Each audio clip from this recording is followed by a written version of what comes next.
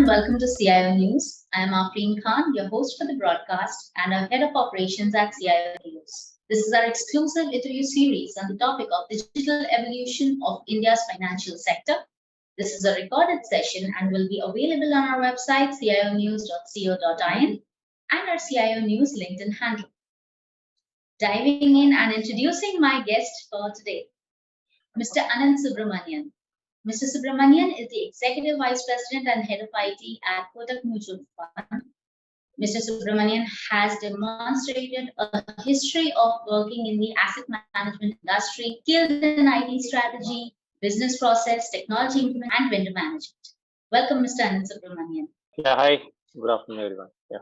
Him, I also have Mr. Asish Karunakaran, who is the Vice President, Financial Services Cloud at Tata Communications. Mr. Karunakaran has hands-on experience in IT leadership, IT strategy, technology-driven business transformation, product development, IT operations management, and IT infrastructure management.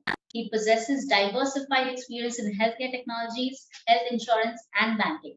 Welcome, Mr. Ashish Karunakaran. Hey, thanks, Satrin, for the introduction. Yeah, thanks for hosting us. So, we can begin the session, and my first question would go to Ananth.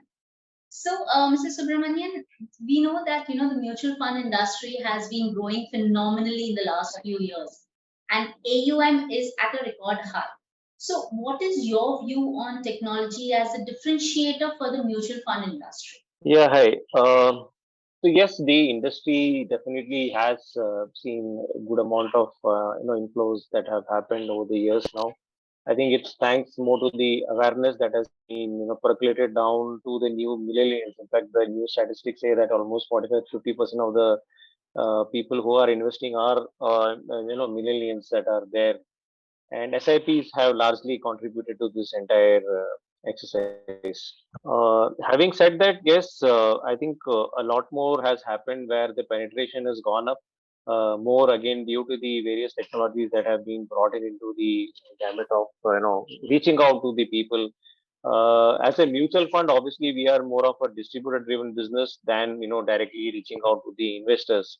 So our business model is way different from what you would probably see with either a bank or with a securities business or with the insurance, where there is a direct connect with the customer.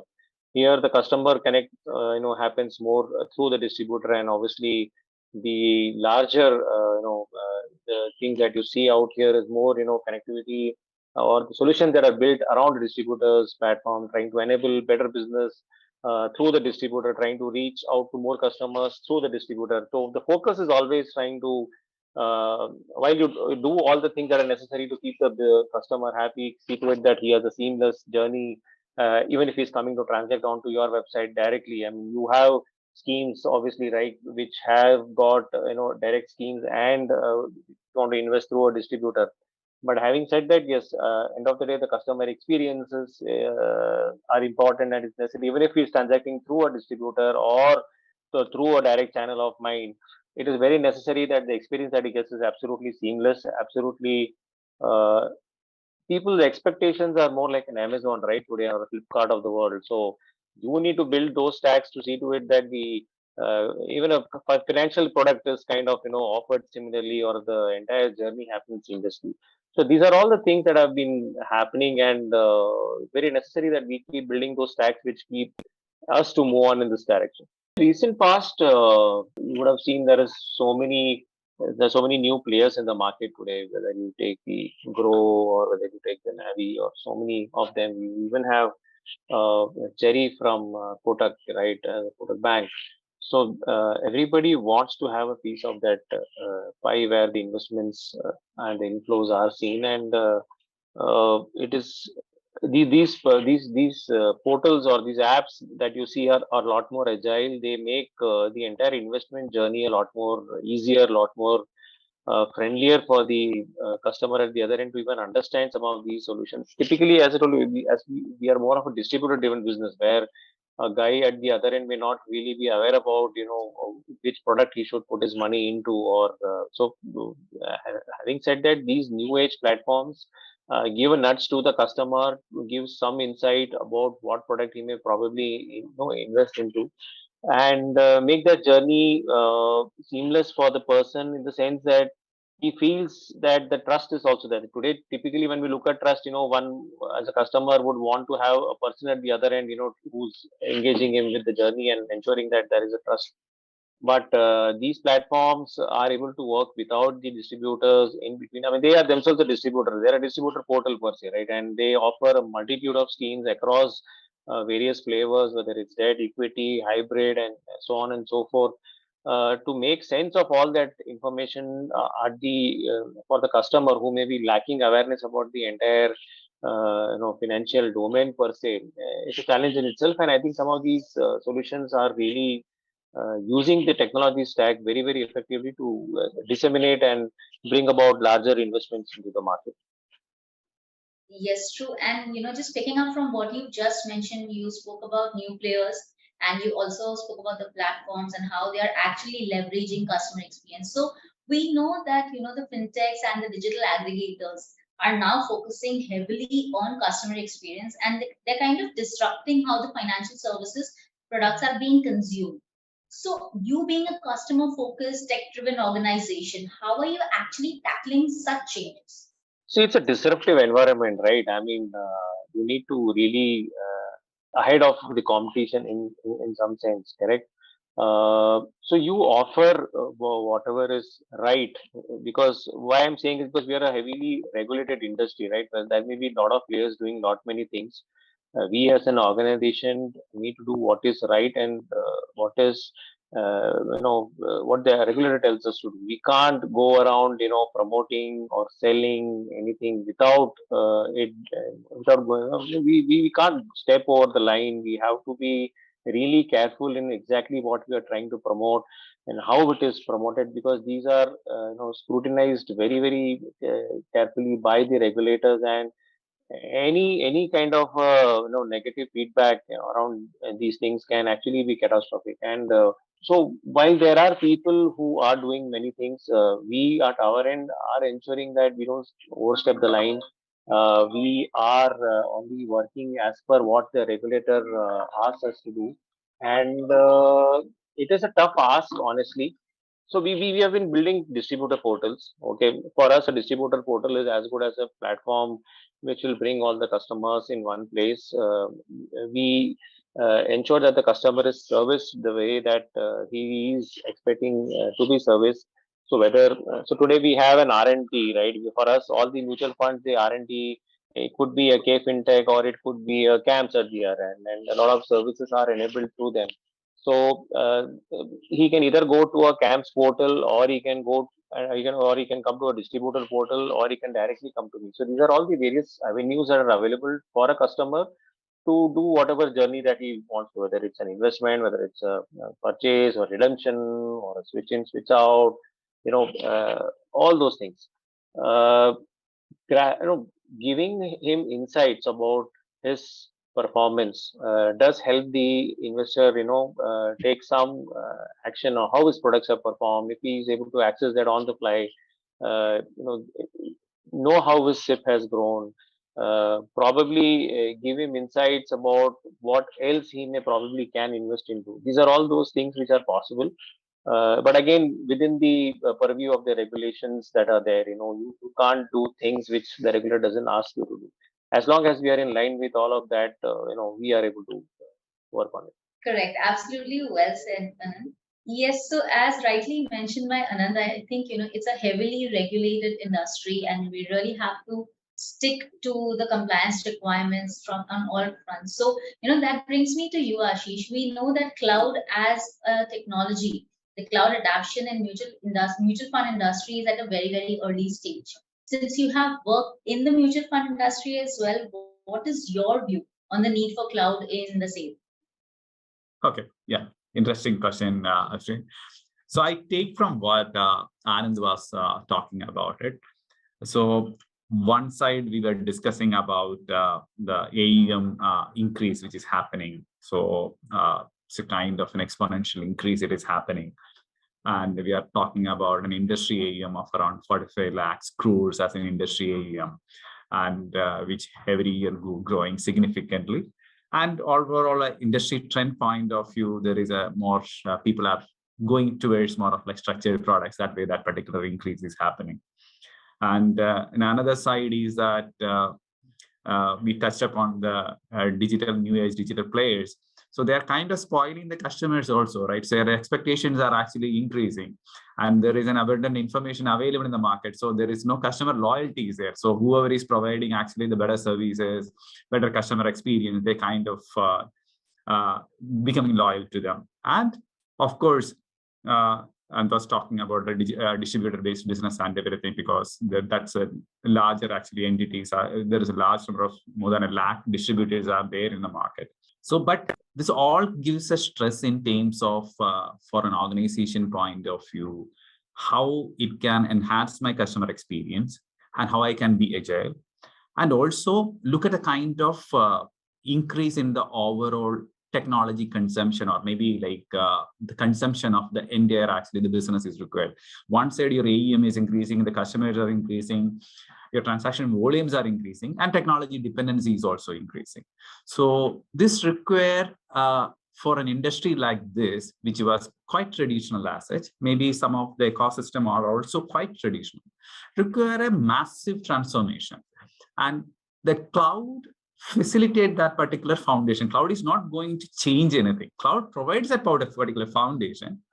And the industry need to focus predominantly on how I can tackle this kind of, how I can bring my digital touch points, more customer focused, how I can reduce the friction for the customer onboarding journey, or maybe for their transactions assets, how I can being more operationally efficient so that my expense ratios can be brought it down, or how I can facilitate my distributor to kind of have a better engagement with the customer so that he can be facilitate that particular better investment decision for the customer. So CDOs should focus on that particular area, and cloud provides that particular foundation so that you can facilitate that particular scalability in terms of the infrastructure demand.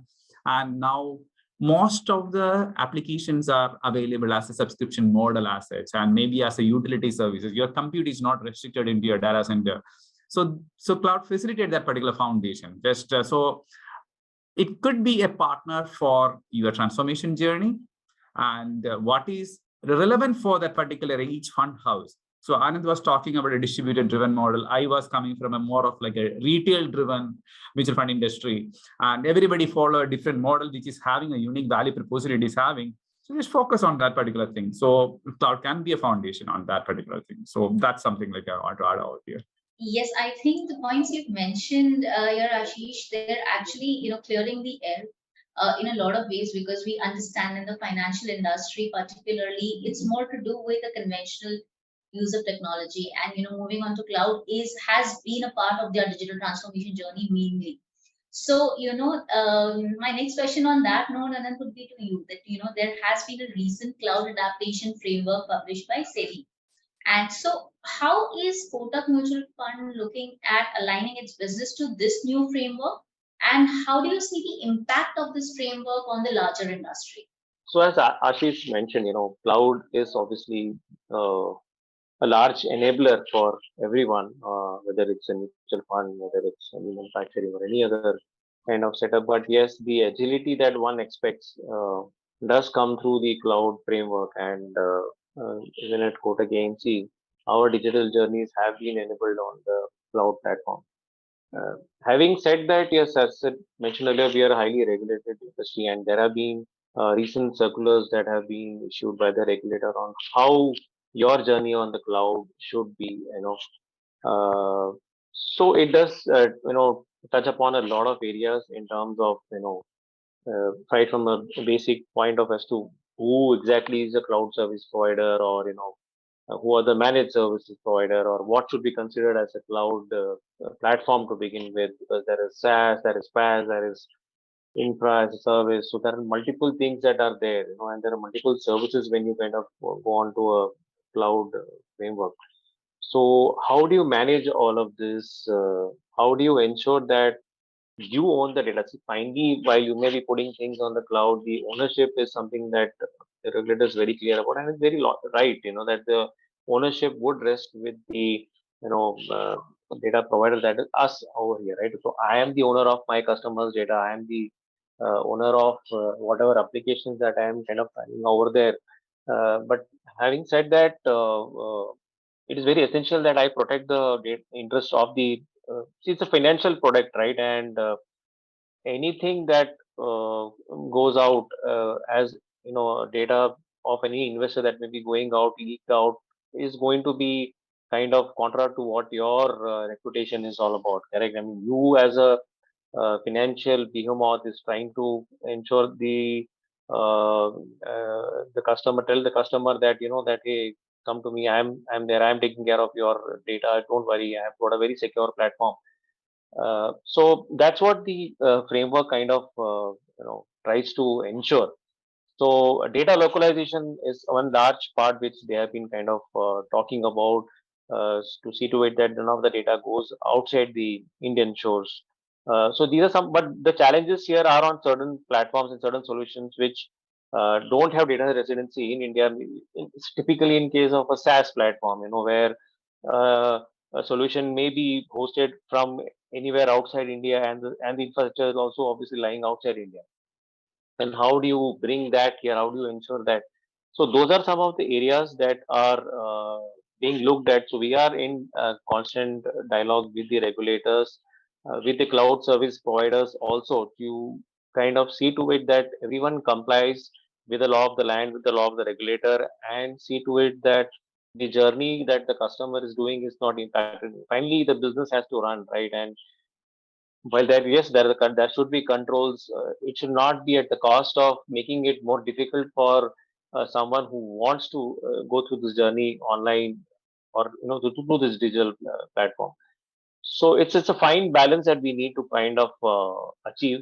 We need to see to it. So while a lot of things have been asked, it is not that nobody has been doing it, right? They all have been being done in some form or the other. So whether it's an architecture audit, or whether you do your cyber security analysis, and as a mutual fund, we undergo 2 cyber audits and 1 system audit every year, which is a compulsory ask. And apart from this, there are so many other audits that really happen through those other partners also, because there is a stat audit happening, or and IT would form part of these audits in some form or the other. So while the governance is already there, it's been what do you call, it's been ingrained in all of our operations, every process that we do. It is very necessary that you follow the guidelines that have been provided to us, and you don't kind of see, you don't kind of dilute any of those requirements that have been set. It's a challenge. It's going to be. It will probably take about a year. I mean, that's a timeline the regulator has kind of given us to set things in order if they are not at present. And while we at Kotak may be a larger fund house, there may be other smaller ones which may find it slightly difficult. But then the timeline has been given, which we believe is reasonable enough to kind of comply, for people to comply and kind of move on. So all your thoughts, Anand, I think they kind of actually summarize the impact of the cloud adaptation across all the aspects, from the infra to the security, even the data localization bit. And yeah, as a consumer of the cloud platform, I think from the industry's perspective. But now I come back to you, Ashish, since from the provider's perspective, how do you see the impact of this framework on the larger industry? Okay, so I take it in a slightly different way altogether. So one, of course, on the regulator themselves are actually accepting the fact that cloud is a way to go, because they were quite silent on all these areas traditionally, kind of thing. They were not giving a specific guidance as such. There was a guidance in terms of how the infrastructure need to be there, but cloud as a specific actually giving a guidance. So it's giving a comfort for the industry assets to kind of, okay, I can go ahead with the cloud. And second is on, yes, when I look at from a regulator angle, rather than somebody who is consuming or providing assets, regulator, I feel that actually they are taking a very conscious step on many things, especially actually their focus is on actually protecting the investor there, because they understand that the future of the industry lies about in technology, and the compute is everything is going to be like driven by the data stored in actually all these kind of computing platforms or the platform provided by the computer, the cloud provider, the CSPs as such. So they want to ensure that nothing goes wrong. So if you look at every kind of point which they are trying to make sure that nothing happens to the industry, nothing happens to the investor community, nothing happens to the country as such. So that's something like it's coming out very clearly on that. Specifically, Anand mentioned about the data residency issue, where the investment information need to be like restricted to only to India as a geographical region.